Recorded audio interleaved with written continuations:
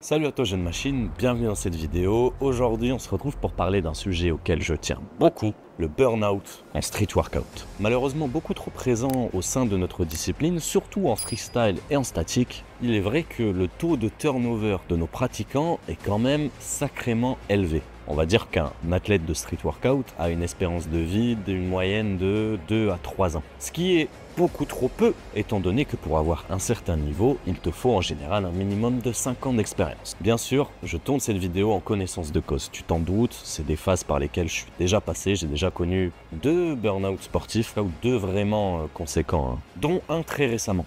C'est pour ça que j'ai fait le choix de faire cette vidéo, parce que je suis passé par une phase d'1 mois et demi, voire 2 mois, très compliquée. Mais bon, moi c'est parce que j'ai fait beaucoup de choix qui s'indexent aussi en rapport avec le street workout. On en parlera un peu plus en fin de vidéo. Donc, qu'est-ce que le burn-out en fait? Tout simplement, c'est un ras-le-bol. Un ras-le-bol complet du sport, de ce qui englobe le sport, des gens avec qui tu le pratiques. Ça peut même aller jusqu'à ne plus pouvoir voir une vidéo ou ne plus pouvoir entendre parler de ce sport. Et c'est quelque chose de très grave et ça peut être définitif car généralement c'est très dur de se relever. Récemment aussi, j'ai fait la connaissance de Théo, qui j'ai connu en burn-out complètement, qui lui avait un très bon niveau avant de venir vers moi et qui, au moment de venir vers moi, était en burn-out et donc avait perdu tout son niveau, était complètement perdu et ne savait pas où il devait aller. Voilà aussi pourquoi je fais cette vidéo, car j'ai pu aider Théo à travers 3 mois de suivi, principalement mental, et aujourd'hui je suis très content car il est reparti comme en 40. Bref, tu peux savoir si tu es en burn-out à partir du moment où tu commences à ressentir une certaine forme de dégoût, voire de non-plaisir à la pratique, ou alors même de peur de la pratique. Bref, je suis youtubeur, je suis pas encore physicien, donc maintenant passons de la théorie à la pratique. J'ai donc décidé de diviser cette vidéo en plusieurs grandes raisons du burn-out. La première que j'ai notée est bien évidemment le surentraînement. Le surentraînement, qu'est-ce que c'est? Ça peut être tout simplement une charge trop élevée dans ton entraînement, une intensité trop élevée, une récurrence d'entraînement trop élevée. Enfin bref, on va parler de surentraînement quand tu imposes trop de charge à ton corps et ton esprit, opposé au temps de récupération que tu lui accordes. Donc c'est quelque chose de très courant dans notre sport parce qu'il y a beaucoup de gens qui s'entraînent sans comprendre réellement ce qu'ils font. Et donc, quand tu ne comprends pas ce que tu fais et que tu n'y apportes aucune logique, quand tu manques de périodisation, de construction, de projection et de compréhension surtout, et bah tu te retrouves dans une frustration globale et tu vas essayer jusqu'à y arriver. Jusqu'au moment où tu t'épuises et tu finis en burn-out. Ouais, je dirais l'une des principales causes. En tout cas, c'est ce pourquoi les gens viennent me voir pour un coaching principalement. Intrinsèquement lié, du coup, je ne sais pas si ce terme est correct, je galère toujours à le dire, on a la mauvaise gestion de l'entraînement. Donc cette fois, on va vraiment parler de la construction de ton entraînement, des fondamentaux de ton entraînement. Combien de temps tu t'entraînes, à quelle fréquence, qu'est-ce que tu fais dans ton entraînement, quoi au début, quoi à la fin, quoi au milieu. Comment rentrer dans ton entraînement, comment en sortir. Je pense qu'à ce niveau-là, on a un petit problème, le côté street, le côté wall again et best to fly, je m'entraîne pour le kiff, je fais un peu par-ci par-là, oui.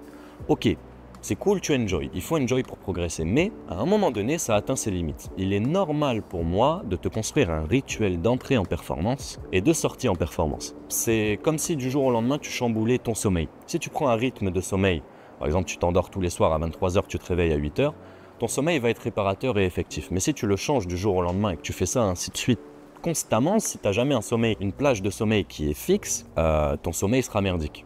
Je visualise de la même façon les entraînements. Un très connu aussi, mais sous-estimé, c'est l'obsession que tu peux avoir pour le street workout. Manger street workout, dormir street workout, taffer street workout, te lever street workout, coucher street workout, boire street workout, ainsi de suite. Infiniment.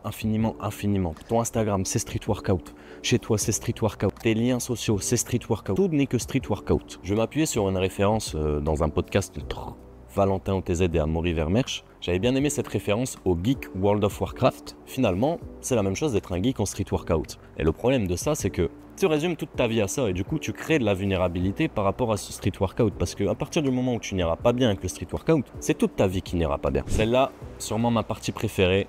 La pression des réseaux sociaux. Oui, nous avons une discipline Instagrammée. Oui, nous avons une discipline TikTokisée.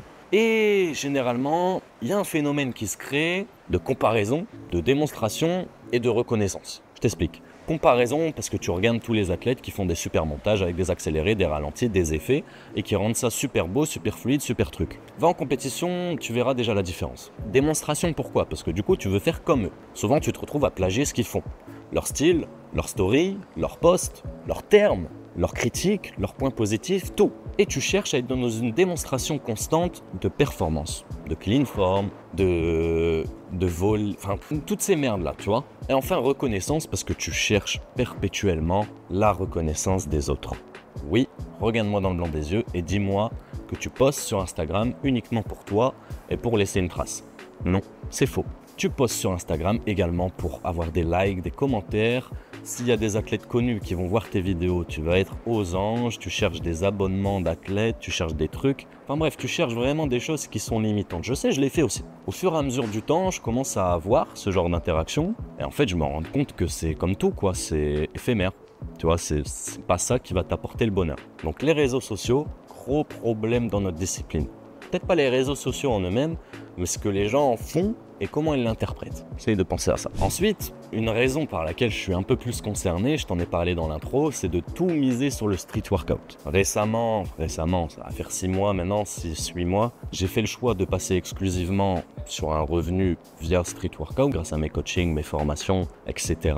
Et bah, le problème de ça, c'est que quand tu vas pas bien avec le street workout, en l'occurrence dans mes entraînements, etc., dans ma façon de me projeter avec le street workout, ça peut fuck up ton business et ça peut te mettre réellement des bâtons dans les roues. Voire même, tu peux continuer à t'entraîner juste pour alimenter ton business. Sentiment que j'ai ressenti à un moment, duquel je suis vite parti parce que c'est très nocif, c'est très toxique, ça va pas te permettre d'avancer réellement.